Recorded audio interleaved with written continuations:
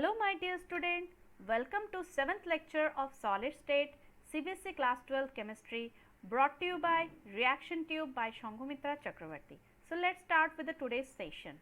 In today's session we are going to discuss how we will implement the concept of effective number of atoms per unit cell. This is also given as unique or simple symbol, that is Z. Wherever Z is written in solid state, आप याद रखिएगा वो effective number of atoms per unit cell के लिए ही signify होता है. तो unit cell क्या होता है? Just a quick review. Unit cell वो स्मॉलेस्ट पोर्शन होता है क्रिस्टल सिस्टम का जिसके रिपीटेशन से क्रिस्टल सिस्टम बनता है, और यूनिट सेल में ही हमारे कॉन्स्टिट्यूएंट पार्टिकल्स होते हैं. अब कॉन्स्टिट्यूएंट पार्टिकल यूनिट सेल के कहाँ कहाँ हो सकते हैं, उन्हें कहते हैं हम लैटिस पॉइंट. अगर मेरे unit cell simple cubic cell है या फिर प्रिमिटिव यूनिट सेल है तो जो कॉन्स्टिट्यूएंट पार्टिकल होंगे केवल कॉर्नर्स को ही ऑक्युपाई करेंगे. अब बात आता है कि यूनिट सेल के नेबरिंग कई सारे यूनिट सेल होते हैं. अगर इस कॉर्नर पे एक पूरा यूनिट सेल आके, एक पूरा एटम आके बैठ गया या फिर कॉन्स्टिट्यूएंट पार्टिकल आके बैठ गया तो इसका कितना हिस्सा यूनिट सेल के अंदर है? तो वो है 1/8. हर कॉर्नर पे बैठा हुआ कॉन्स्टिट्यूएंट पार्टिकल का 1/8 हिस्सा ही उसके अंदर जाता है. बाकी हिस्सा शेयर हो जाता है उस यूनिट सेल के नेबरिंग यूनिट सेल के साथ. तो इस तरीके से कितने हमारे वर्टिस होते हैं या फिर लैटिस पॉइंट होते हैं? कॉर्नर पे 8.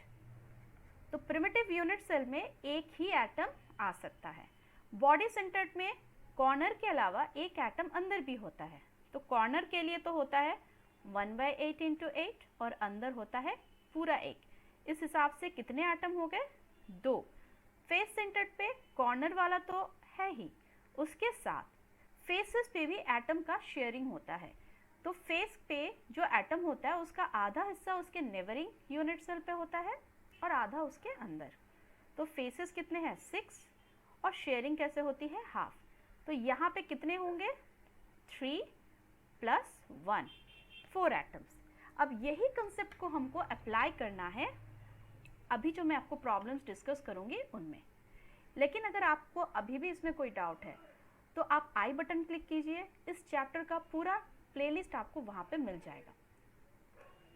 चलिए स्टार्ट करते हैं आज के प्रॉब्लम्स के साथ. देखिए ये वाला प्रॉब्लम दिल्ली 2013 में पूछा गया है, यानी सीबीएसई बोर्ड में पूछा गया हुआ प्रॉब्लम है. जस्ट एक बार इसको रीड कीजिए. इसमें कह क्या रहा है? इसमें कह रहा है कि कितने एटम्स एक यूनिट सेल में हो सकता है, और वो यूनिट सेल भी कैसा? Face centred. तो याद कीजिए फेस सेंटर्ड में एटम्स दो जगह ही रह सकते हैं. पहला एट कॉर्नर्स, एम आई राइट?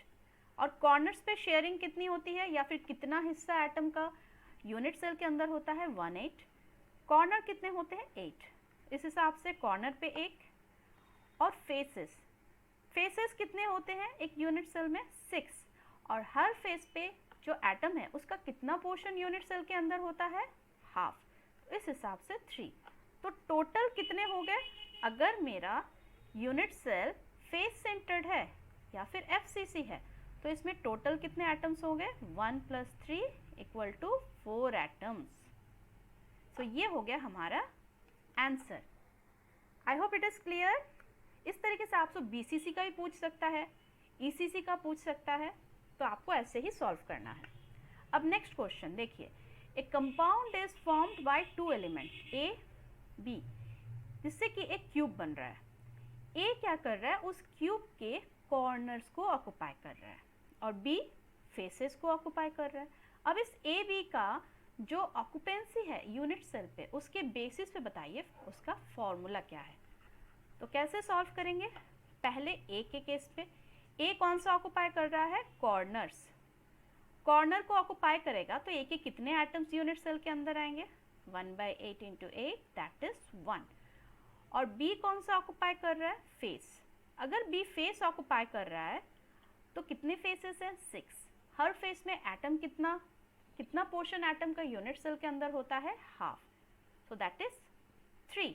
अब ये दो हमारे क्या होंगे? स्टोइचियोमेट्रिक कोफिशिएंट. अब स्टोइचियोमेट्रिक कोफिशिएंट क्या होता है? जैसे H2O, यानी कि इस कंपाउंड में हाइड्रोजन के एटम कितने हैं? 2 ऑक्सीजन के कितने हैं 1, इसी को कहते हैं स्टोइचियोमेट्रिक रेशियो। अब यहाँ पे हो गया A कितना है 1, B कितना है 3, बन गया हमारा कंपाउंड का फॉर्मूला। इसको और एक तरीके से लिख सकते हैं AB3, 1 को ना भी लिखो, so it is a right answer.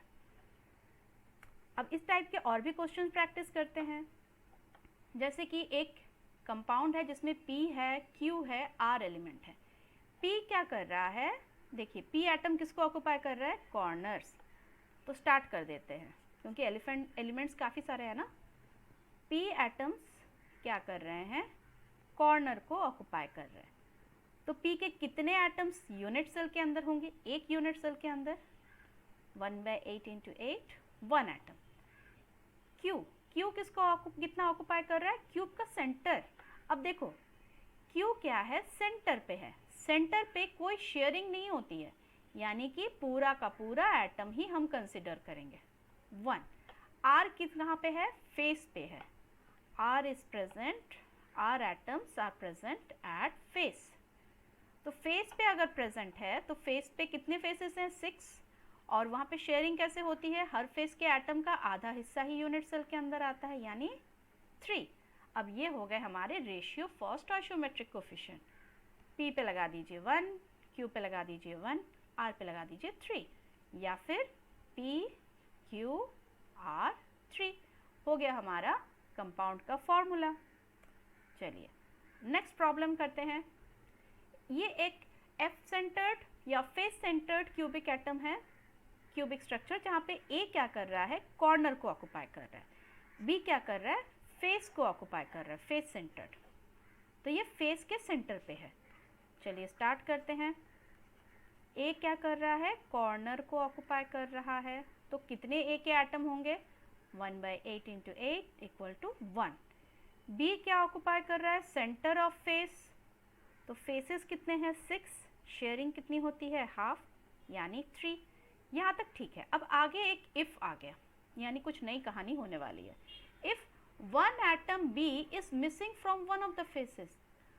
अब देखिए फेसेस 6 हैं, 6 फेसेस में 6 एटम है, उस 6 फेसेस में से किसी एक फेस पे एटम नहीं है, तो कितने एटम्स मेरे फेसेस पे अवेलेबल है। So new number of B atoms change हो गए ना, पहले तो 6 के 6 फेसेस पे थे, अब 6 की जगह 5 ही फेस पे हैं, और उनका शेयरिंग कैसे होगा, हाफ, यानी नया स्टोइचियोमेट्रिक कोफिशिएंट क्या हो गया, A के लिए 1, B के लिए 5/2।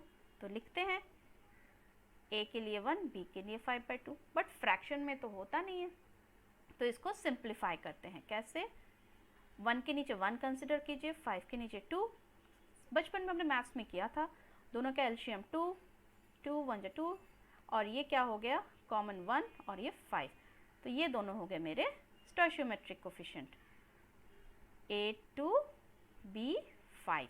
दिस इज माय आंसर और the formula of the compound. ठीक है, अब एक और प्रॉब्लम इसी तरीके का सॉल्व करते हैं। देखिए इस कंपाउंड में भी A और B है, और इनका अरेंजमेंट में A क्या कर रहा है, कॉर्नर को ऑक्यूपाई कर रहा है। Let's solve it. A कहाँ पे है, कॉर्नर्स पे, यानी इसका कितना पोर्शन यूनिट सेल के अंदर है 1/8 × 8 = 1।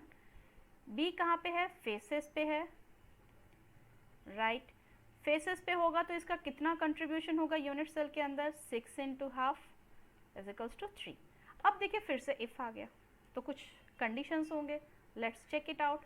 If one of the atom is missing from the corner, ठीक है, कॉर्नर पे कौन बैठा है, A, यानी A 8 वर्टिसेस की जगह अब कितने वर्टिसेस पे है, 7 वर्टिसेस पे है, तो फिर new number of A atoms क्या हो जाएंगे, 7 वर्टिसेस पे ही एटम्स है, तो कितने एटम्स है 7, बट इनकी शेयरिंग तो सेम ही होगी 1/8, दैट इज 7/8। अब हो गए मेरा नया स्टोइचियोमेट्रिक कोफिशिएंट, ये और ये। A पे डालते हैं 7/8 और B पे 3। जैसे प्रीवियस प्रॉब्लम में हमने इसको सिंप्लीफाई किया था, इसको भी सिंप्लीफाई करेंगे और क्या बन जाएगा A7 B24। ये हो गया हमारा नए कंपाउंड का फॉर्मूला। क्लियर?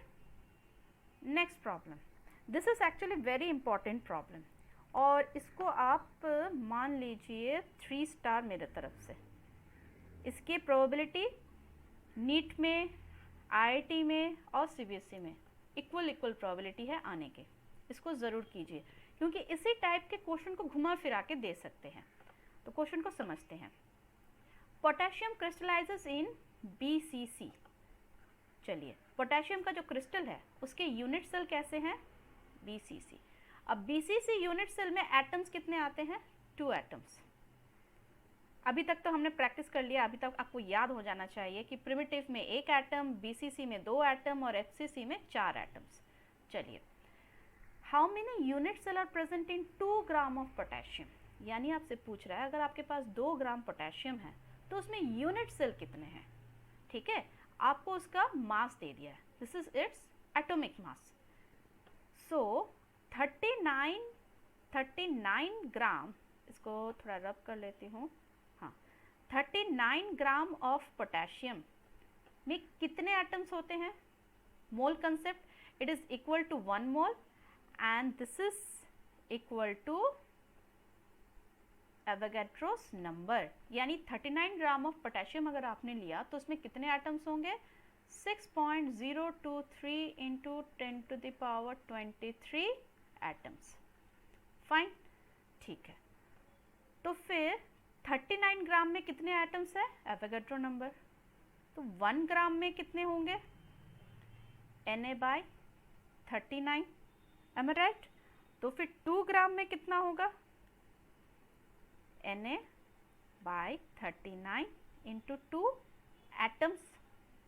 फाइन, इतने एटम्स कितने में प्रेजेंट है? 2 ग्राम्स में। फाइन, अब हमें निकालना क्या है? Unit cell. Number of atoms नहीं पूछा है, ठीक है। 2 एटम्स कितने में प्रेजेंट है? 1 यूनिट सेल में। तो फिर 1 एटम हाफ यूनिट सेल में प्रेजेंट होगा, यूनिट सेल। और इतने एटम्स कितने हैं? Na/39 इंटू 2 एटम्स के लिए कितने यूनिट सेल में ये प्रेजेंट होंगे? Na/39 into 2 into half unit cell में। ठीक है, अब इसको कैलकुलेट करते हैं। 2 से 2 कट गया। एवोगैड्रो नंबर कितना होता है?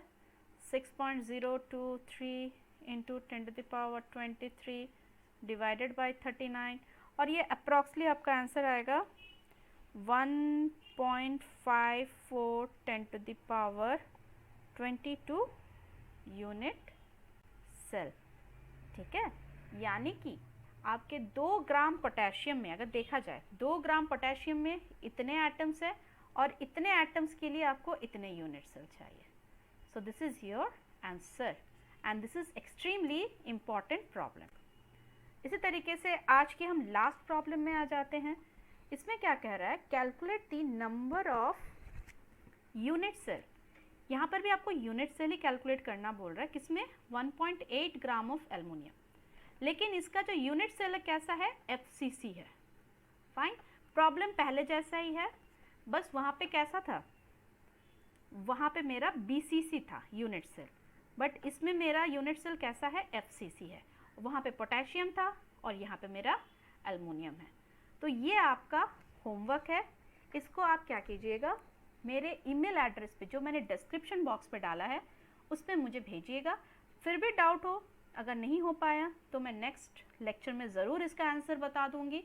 अगर आपको मेरा कंटेंट अच्छा लग रहा है तो लाइक कीजिए, सब्सक्राइब कीजिए, बेल आइकन को ज़रूर हिट कीजिए ताकि मेरे अपकमिंग वीडियोस का नोटिफिकेशन आपको टाइम पे मिल जाए।